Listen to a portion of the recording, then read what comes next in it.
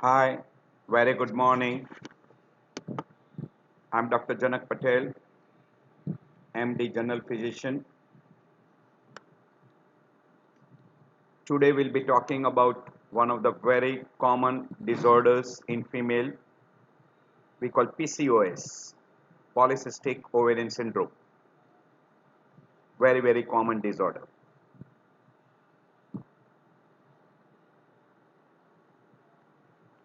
We'll be talking under these all common headings, that is definition, etiology, pathophysiology, clinical features, investigations, DD, differential diagnosis, treatment and complications.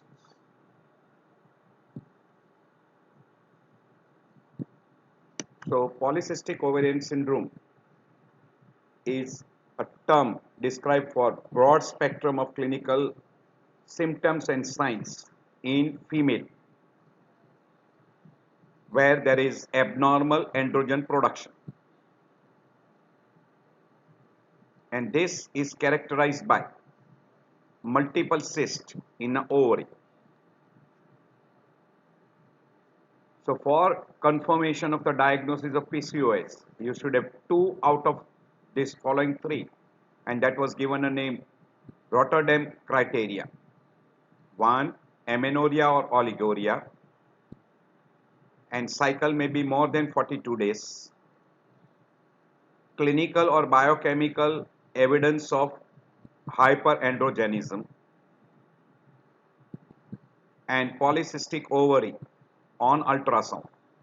So these were the 3 criteria, out of which at least 2 should be present. This will be clinical criteria. This is also clinical criteria, and this is investigative criteria.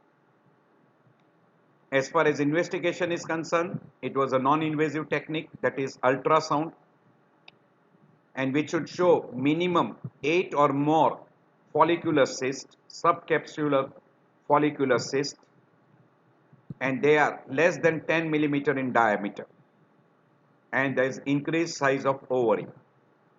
So these were the 3: menstrual disturbances, infertility, hyperandrogenism. So these were the 3 criteria which were utilized. So menstrual irregularity, clinical criteria of hyperandrogenism, and then was confirmed by investigations. And clinical or biochemical, this will be, if you want to prove it by biochemical, you will have to do a laboratory investigations. But clinical, acne, hirsutism and alopecia, if these 3 are seen clinically, almost it confirms the diagnosis of PCOS. But more important finding is this ultrasound finding of having multiple cysts, that is why it is called as a polycystic ovary. Here also they said that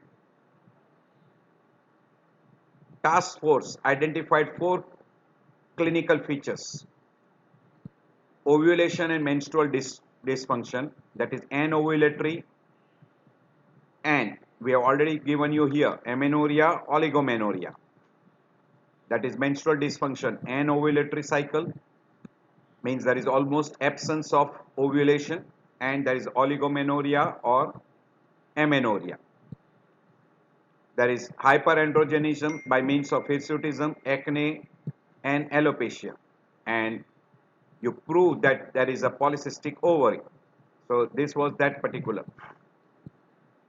Initially it was, these were all the different name given: Stein-Leventhal syndrome, polycystic ovarian disease, functional ovarian hyperandrogenism, hyperandrogenic chronic anovulation, ovarian dysmetabolic syndrome, polycystic ovarian. Then this is now utilized, PCOS, chronic hypoandrogenism, anovulation, hirsutism, anovulation syndrome, polycystic ovary, then sclerosing ovary, Stein syndromes, etc.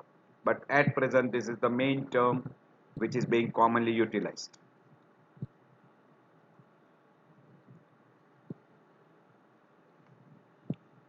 So hyperandrogenism, you can make a diagnosis by secretions of LH. LH is to FSH is almost 2 to 3 times more than FSH. So LH secretion is increased almost 2 to 3 times as compared to FSH secretion. There is oligomenorrhea or amenorrhea. There is an anovulatory infertility, and there are symptom signs of hirsutism. And this symptom signs of hirsutism is acne, alopecia, etc. You can have a hyperinsulinemia and hyperprolactinemia. It may be associated with obesity, cerebrovascular disease, diabetes mellitus. These are all together put maybe symptom signs in a PCOS. Commonly now this is very simple. Obesity and insulin resistance, menstrual irregularity, that is oligomenorrhea or amenorrhea, and treatment option is weight loss, oral contraceptive pills, and spironolactone.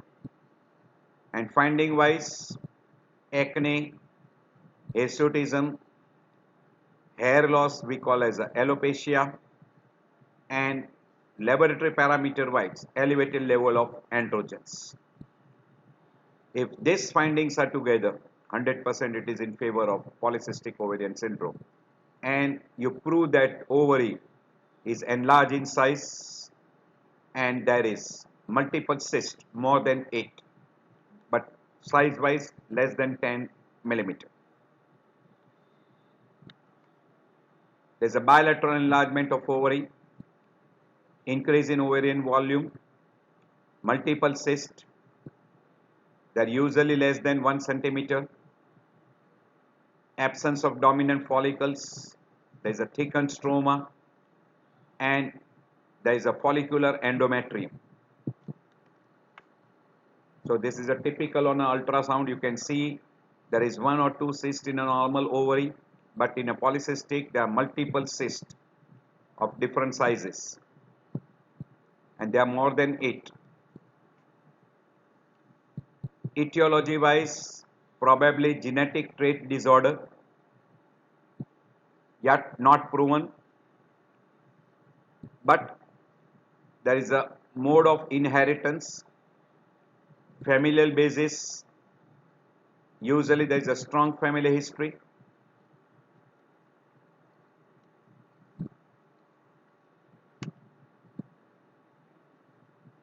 It is genetic factor, chromosome number 19, postulated genes, these are all different types of genes which are there which can be responsible for polycystic ovarian syndrome. Exact etiology is not known, so not fully understood, but probably some genetic or environmental, hence it is considered as a complex genetic disorder. High risk group, women with oligo-ovulatory infertility, they are more prone to obesity, type 1, type 2 or GDM, they are also more prone to. History of premature adrenarche, first degree relative of PCOS, women who are on anti-epileptic drugs, particularly sodium valproate, they are more prone to have this particular syndrome. 95% of PCOS will have hyperandrogenism. There is 20% will have amenorrhea and 75% will have anovulatory infertility. There is a vicious cycle. There is an abnormal gonadotrophic hormone secretion, excess of LH and low level of FSH, hypersecretion of androgens. There is a negative feedback on pituitary by decreasing in FSH secretions, and there is an elevated level of insulin we call as insulin resistance.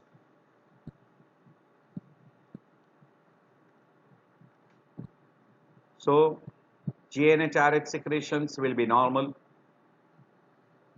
but in a polycystic ovarian syndrome there will be little bit abnormal.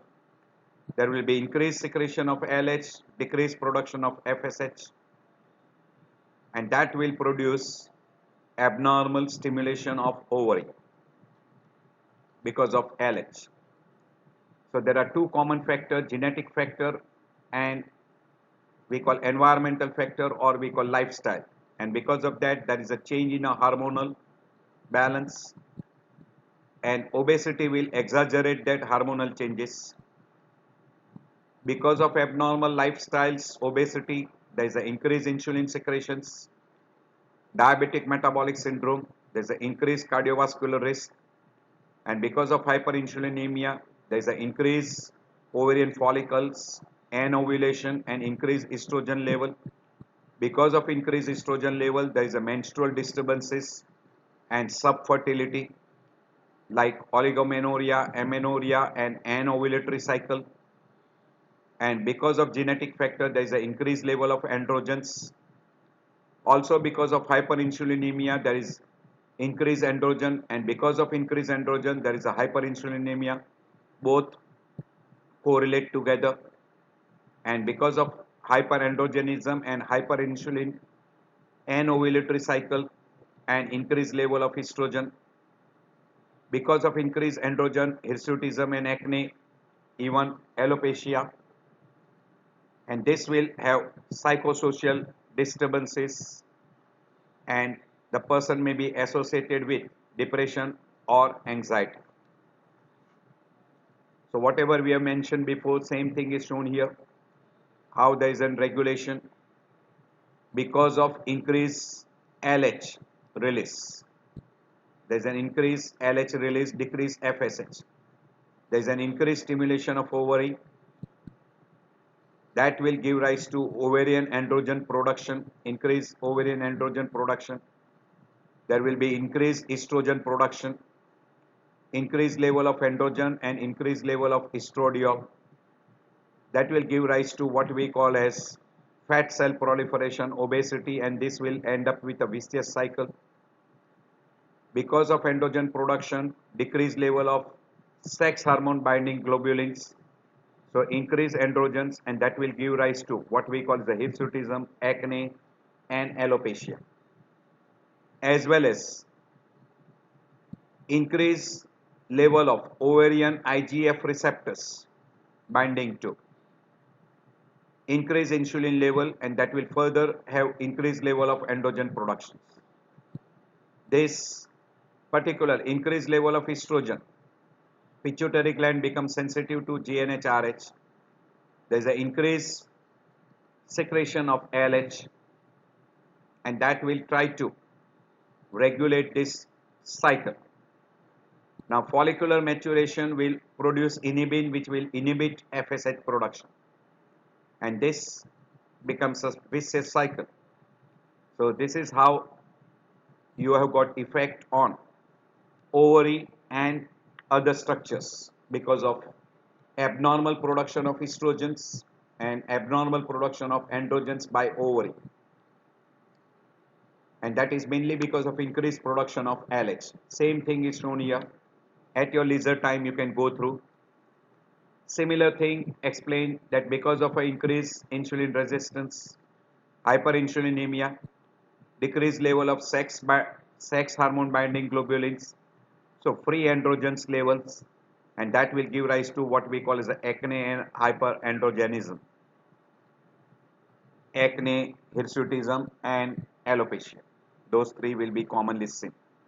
And because of increased appetite, person will now start developing what we call as obesity, and there will be increased gonadotropic secretions, particularly LH.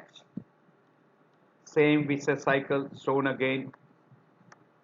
Hyperandrogenism, victim, ovary, and ovary will again give rise to hyperandrogenism.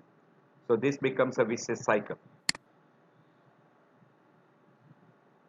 So two structures are responsible, one adrenal cortex and another is ovary for androgen productions. This is cycle showing you how hyperandrogenism occurs in case of PCOS. We already discussed. This is anovulation, and that anovulation is because of increased level of androgens. Increased level of androgens. So because of increased level of LH, that is increased level of androgen production by ovary, and that will give rise to anovulation. Now, because of a high level of LH, you will have a multiple cyst formation. This is a very simple way shown. Because of increased insulin resistance, there is a hyperinsulinemia, and because secondary to hyperinsulinemia, there is an increased androgen levels.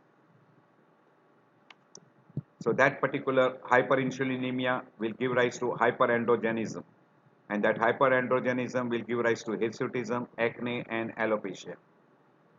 And this hyperandrogenism is because of increased level of what we call as a LH secretion, and that LH secretion is elevated, and it will produce hyperestrogen level, secondary due to insulin resistance and hyperinsulinemia, and also because of decreased level of sex hormone binding globulin, there is an increased level of free estrogen, and that will also increase the level of a free testosterone also, which is also one of the factor to really end up with hyperandrogenism.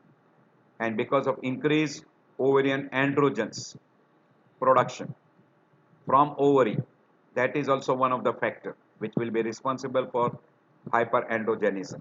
So for hyperandrogenism, there are three factors. One, because of decreased sex hormone binding globulins, because of IGF receptor, insulin reacts with IGF-1 receptor, and because of increased production of LH.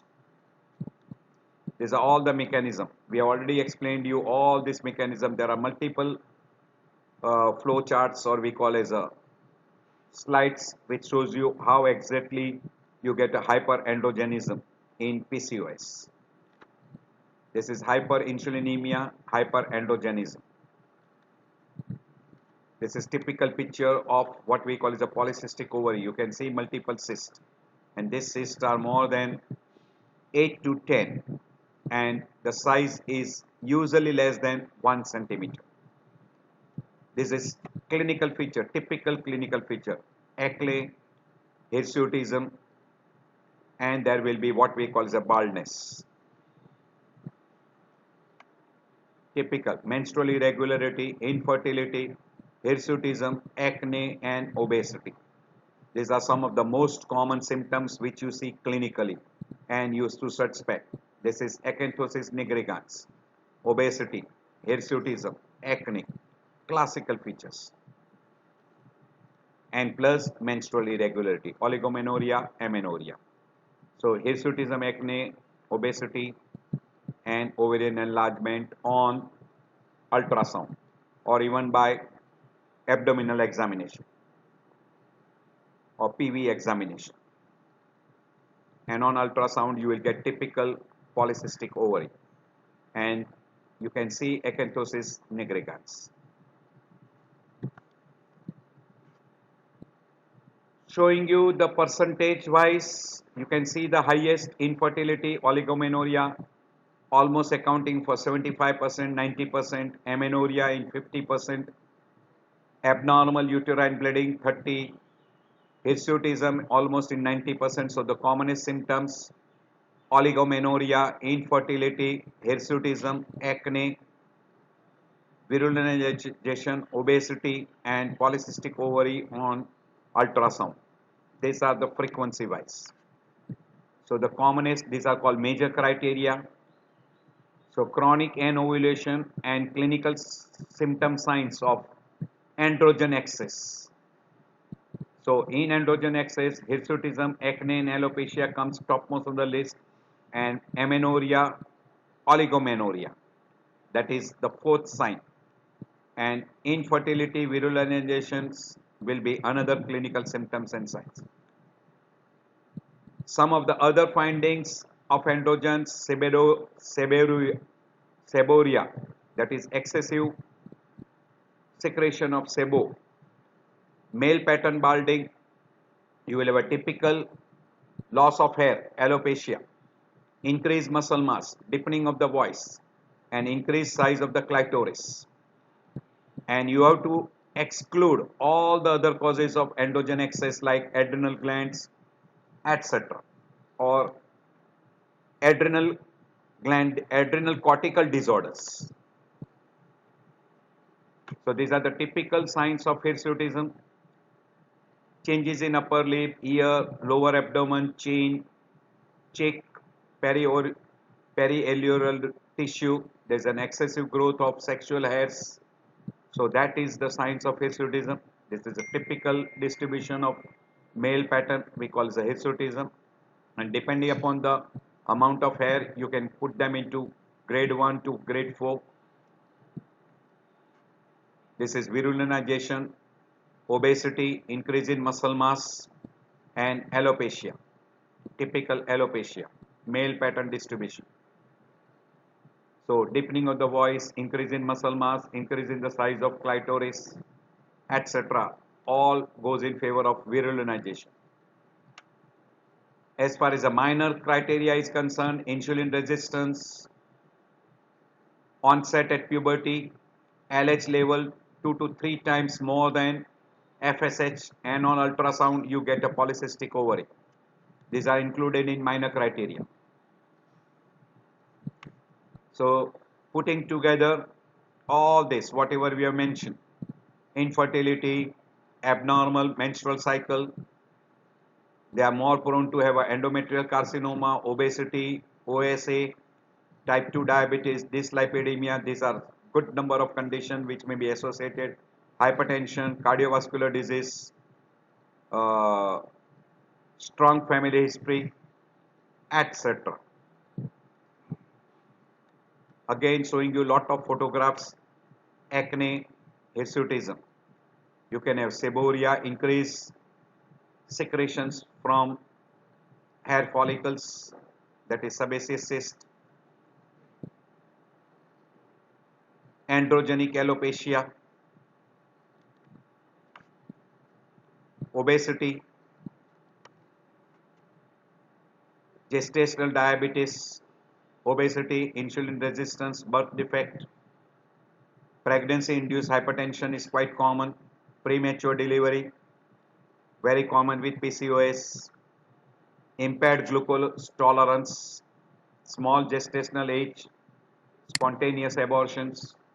They are more prone to have endometrial malignancy, cardiovascular disorders, sleep apnea, depressions. At menopause, if PCOS occurs at menopause, there will be ovarian functional changes, menstrual cycle abnormalities, hirsutism, male pattern of baldness, etc.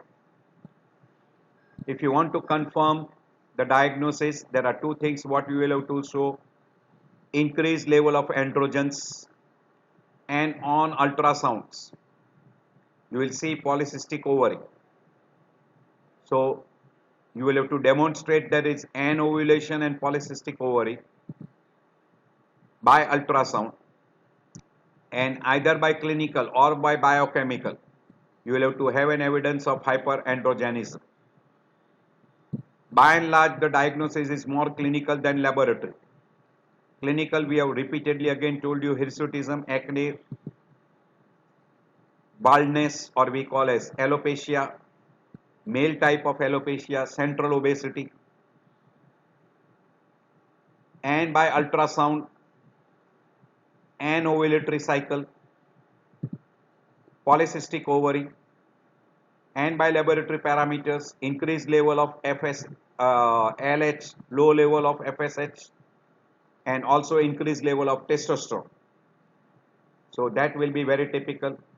Lipid abnormality may be seen, and also you will have a decreased sex hormone binding globulins. That will be peculiar.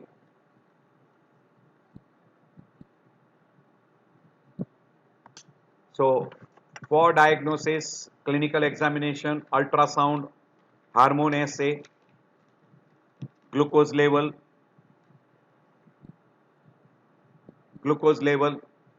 lipids, and androgens levels, that is testosterone.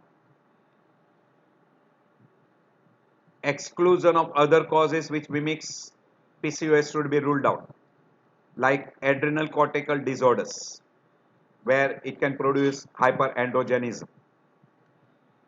So testosterone level will be elevated. You might have a prolactin level also elevated. You might have other androgens level, that is dehydroepiandrosterone level may be also elevated. And there will be decreased level of progesterone but increased level of estrogen. LH to FSH ratio may be 3:1, and sex hormone binding globulin level will be reduced.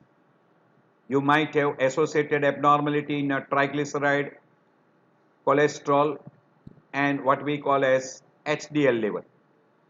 Even thyroid hormone level may be abnormal because of binding globulins. So laboratory parameter, we already told you that LH level will be 2 to 3 times more than FSH level. Testosterone level will be almost double.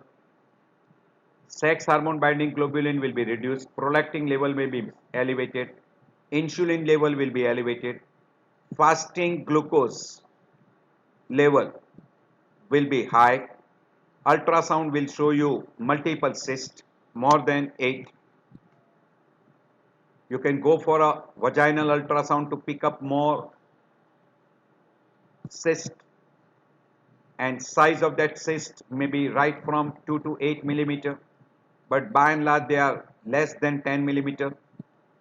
They often looks like a string of pearls like this, typical, and you will see thickened endometrium and anovulation. We already mentioned all this, that you can do a blood level and urinary level to find out the level estimation in blood. These are all laboratory parameters we have already mentioned. Androgens level will be elevated, estrogen level will be elevated, insulin level will be elevated, but there will be decreased level of sex hormone binding globulin, prolactin may be elevated, even liver enzymes like AST, ALT may be elevated. Because of obesity they develop NASH, and you can have an elevation of those levels. These are all the differential diagnoses which can have a hyperandrogenism. So you should try to rule out this other condition also.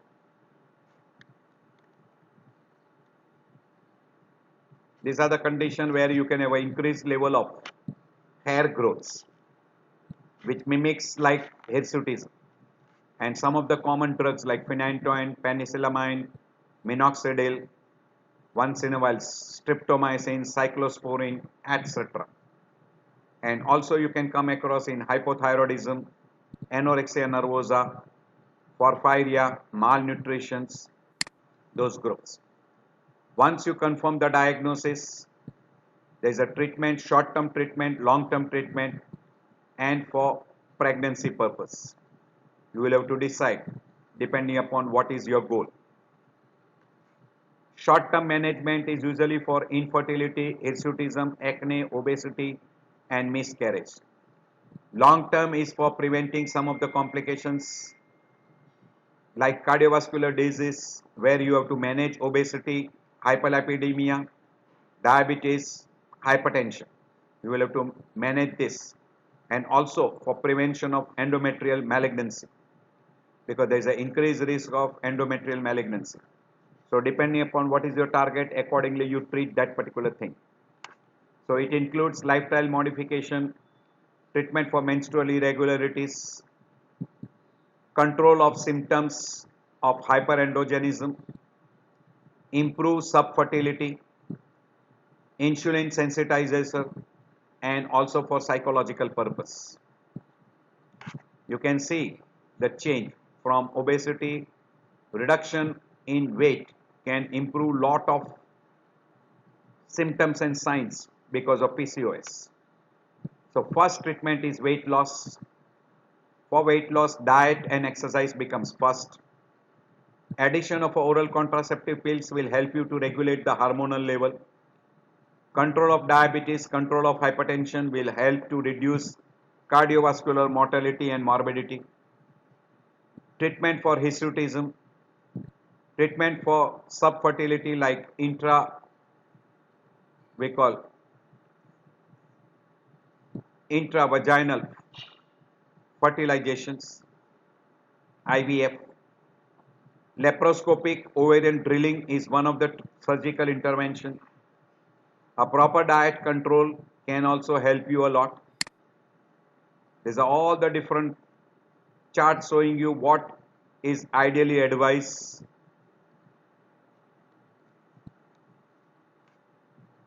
So, for hormonal suppression, oral contraceptive pills, progesterones, GnRH analogs, glucocorticoids, you can utilize to suppress the androgen levels. So these are the things which are commonly utilized. Another things to have an anti-androgenic effect like spironolactone, most commonly utilized, you can utilize cryoproteron flutamides. There are some enzyme inhibitor like ketoconazole, finasteride.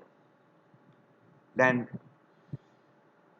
for hirsutism, electrolysis, lesser hair removal by lesser, hair removal by lesser, and certain creams. Cosmetic purpose, you can do lesser electrolysis which will give you a permanent relief. Some of the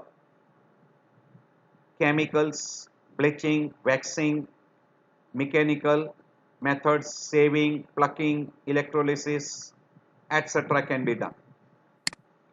And that is mainly for cosmetic purpose. For ovulation induction, clomiphene and gonadotropins. You can use oral contraceptive pills to decrease androgen production and break the cycle. Progesterone you can use to regulate the menstrual cycle. Insulin sensitizer for controlling diabetes as well as for reduction in weight. You can use metformin alone or metformin with clomiphene or with glitazones.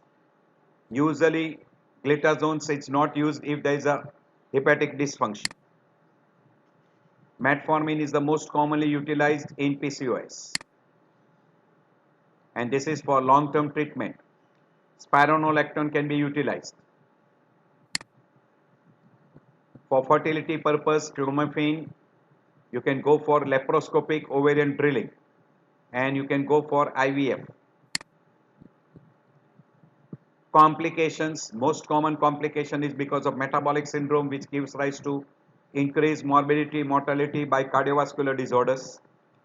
Increased insulin resistance will give rise to type 2 diabetes.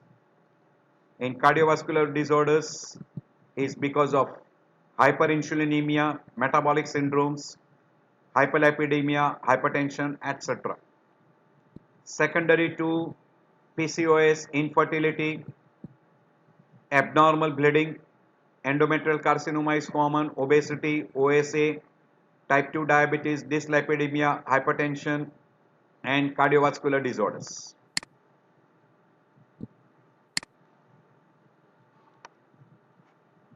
So, commonest is type 2 diabetes, gestational diabetes, sleep apnea, endometrial carcinoma, hypertension, coronary artery disease, dyslipidemia, ovarian malignancy, and endometrial malignancy are also common, and there is an increased risk of abortion.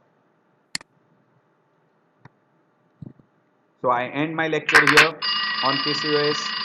You will come across very commonly in your everyday practice, and if you clinically find out a female has got hirsutism, increased acne, and there is a male pattern of baldness or we call as a alopecia, and by laboratory parameter you prove that there is increased level of androgens, that is LH is increased 2 to 3 times more than FSH, and there is increased level of testosterone, increased level of estrogen, increased insulin level, plus there is a decreased level of sex hormone binding globulins, person has got obesity, etc.